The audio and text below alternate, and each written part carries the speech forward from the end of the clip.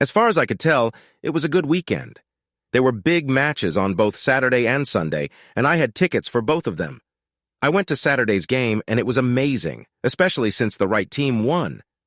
I ran into George during the game, and we watched the game together. "So," George said as we left, "what are your plans for the evening?" "To the pub, some beer, and a game of pool," I told him. "I have to admit that this sounds like a reasonable plan," George said. "Any objections to my joining you?"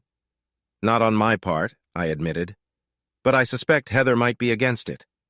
Heather was his wife, a lovely little girl, sweet and kind, with a very beautiful figure. She hated me. For some reason, whenever we were near each other, the hair on the backs of our necks stood on end, and growls came from the depths of our throats. We never actually fought, but we both delivered some telling insults. Why did we react to each other this way? I'll be damned if I know, and I bet Heather didn't know either. We just did it. Heather said George with a confident air of superiority. "We'll do what I want." "What? She is not home?" "Well, yes. Her mother was not herself, and she spent the weekend with her. She won't be back until tomorrow afternoon. Then, by all means, have a beer with me and play pool." We went to the pub, had a couple of beers, and played pool. In general, we had a pleasant time. When I say a couple of beers, I mean it because we were both driving. When we were finally ready to leave for the night, George invited me to stay with him for the night. "I'll save you the trouble of driving home, and we can go to the game tomorrow together." I lived quite far away, so it seemed like a smart idea. Especially since Heather wasn't there, I followed him home and collapsed into the spare room. Before I even had time to fall asleep, I screamed and rushed to the toilet, where I began a terrible emptying of my stomach and intestines. George had not yet managed to fall asleep, and he naturally jumped out to see what all the commotion was about. "Damn, mate, is green your usual color after a couple of beers?" he asked me. "If so, then you need to stay away from grog." "It wasn't beer, damn you," I growled at him. "It was that damn hot dog you offered to buy us." "Hey, don't blame me," he said, grinning like a buffoon. "I ate shawarma and I'm fine." "I told you that shawarma is the best option." The fact that he recommended shawarma didn't make me feel any happier. "I'm going back to bed," I told him. "Hopefully I've gotten rid of the frustration and will be fine in the morning. Just don't wake me up early." "No problem, buddy," he said, heading back to his bed, laughing as he went. Bastard. Thank God he let me sleep, and I felt 100% when I finally woke up. I was shocked to see that it was already past noon. This damn hot dog really threw me for a loop. However, I'm fine and hungry now. There was a note on top of my pants that I couldn't help. "But notice, Todd, a semi-trailer took out a major support on the Kings Road overpass, and they're afraid the whole thing is going to collapse. I've been called in for an emergency and will be busy all day. George, take my ticket and give it to some decent guy at the game. I'll leave it on my dressing table." It seemed that life as a civil engineer was not always a 9-to-5 affair. I sympathized with George, but decided that I had better get dressed and hurry if I wanted to get to the game. Actually, I had a couple of hours to spare, but parking could be a challenge. I splashed water on my face to calm myself down a little more and got dressed. I then went down to the master bedroom to get George's ticket. I walked into the master bedroom and was shocked. I had always thought that Heather had a good figure, and the proof of this now lay before me. Heather was lying on her back reading a book with her legs slightly spread. Without the slightest clothing, she was staring at me naked, and I was trying my best not to stare. Who am I kidding? Of course I was staring. Her breasts had flattened somewhat under the influence of gravity, but it was still clear that she had a decent number of them, and it was all natural. "What the hell are you doing here?" I demanded an answer, finding that she was asking me the same question at almost the same time. "Well," she asked me when I didn't answer. I asked first, I said, "Yes, don't forget I live here. What are you doing here? But you should be with your mother now and should not return until this afternoon. By the way, how is she?" "She is all right, apparently for 24 hours. In case you're stuck for time, let me point out that it's afternoon. You still haven't said what you're doing here. I'm just heading to the game. I just take George's ticket, seeing that he can't use it." "What? Why can't he use it? I thought he went to the game. By the way, how did you get here?" "I slept here last night. He saved me from returning home. I was going to the game with George." Heather started to look a little confused. "Maybe it's better for me to explain," I told her. "Like I said, I slept here last night." Unfortunately, I came down with about a food poisoning, which George found very funny. Damn him. I heard, unfortunately, non-fatal when I mentioned food poisoning. George promised not to wake me up in the morning so I could sleep off the consequences.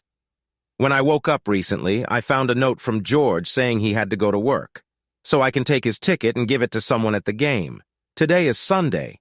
George never works on Sundays. He does this when his precious bridge starts to crumble. I told her. Apparently, the semi-trailer took out one of the main supports, and they're a little concerned. Okay, well, take his ticket and leave the sooner, the better. The problem is that I enjoy the scenery, I said quietly, and Heather looked confused. My guess is that the book blocked her view of her figure, and she forgot what she was wearing or not wearing at all. Now she remembered, gasped and froze, and the book slipped out of her hands. After mature reflection, it occurred to me that she had not forgotten and was deliberately exposing herself to me. If it can be called exposing the fact that she was lying naked and chatting incessantly, why do I suspect this might happen? This was indicated by her breasts. I doubt she would have reacted if she didn't know she was on display. Do you like being an exhibitionist? I asked affably. What? I'm not like that. Get out of here. Forget about the ticket and just go. All the right words and no attempt to hide anything, which made them less than convincing. Now that I thought about it, she might even have known I was here. George left me a note. Why shouldn't he leave her alone too? An exhilarating experience, isn't it? Even very exciting. A little illicit erotica might just make your day. No, she said, I'm in my own bedroom. Why would I assume that some asshole would barge in on me? You can turn around and go back. It's just because I'm cold, she said quickly. I'm sure that's true. Is it so cold that you have to be naked to stay warm? I don't think it works that way. You actually look a little hot and flushed, I remarked. She pressed her hand to her cheeks as if checking what color they were.